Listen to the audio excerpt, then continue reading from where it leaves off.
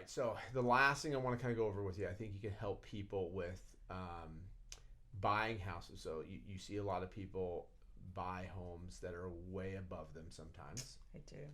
And It's starting again. It stopped in 9 and 10 and 11 and yeah, 12. People were buying within their means because they were scared. yeah, Everything had just happened, and we stopped that probably maybe 2 years ago.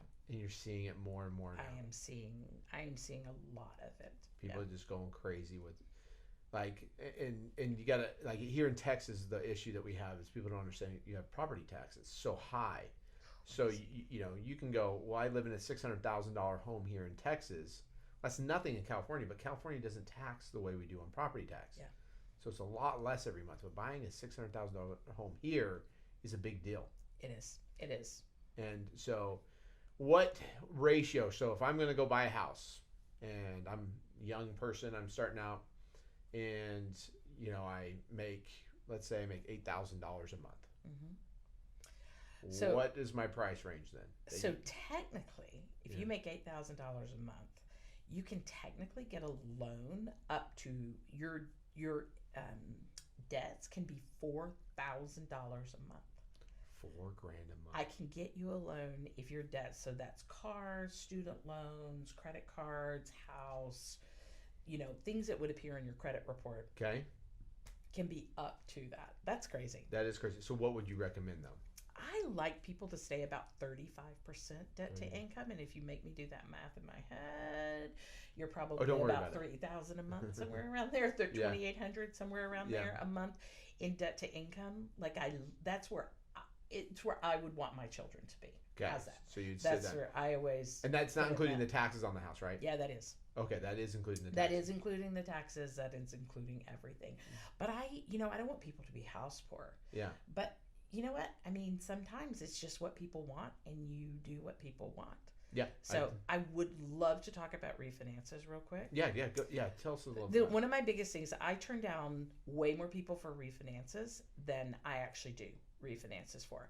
And before you get, like, most of the time, refinances are not good for people. So, Why?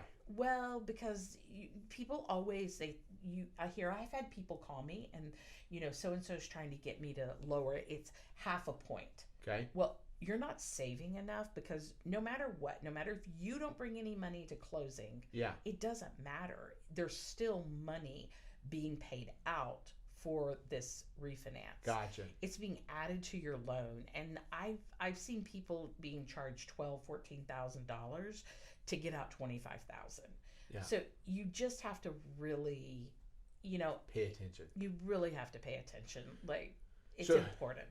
most people flip their houses pretty quick because they move a lot. Hmm.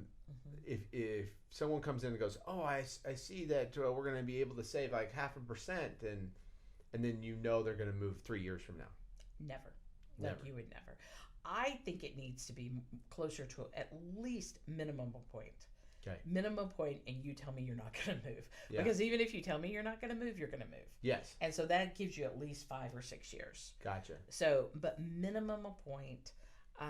Now, does that mean, like, if somebody, I mean, I've had a lot of people, like elderly people, like if people are listening and they have elderly parents, I've had a lot of elderly parents who I don't care if I refinance them and save them $100 a month, Mm-hmm. because, they're on a fixed income. Like, Yeah. we've restructured things, and a lot of people don't know, for elderly people, you can, in the state of Texas, you don't have to pay your property taxes. Yeah. I'm not sure what you would say. You defer them Defer would be the them, word. yes. You can defer your property taxes. So we'll do all kinds of things like that to help people.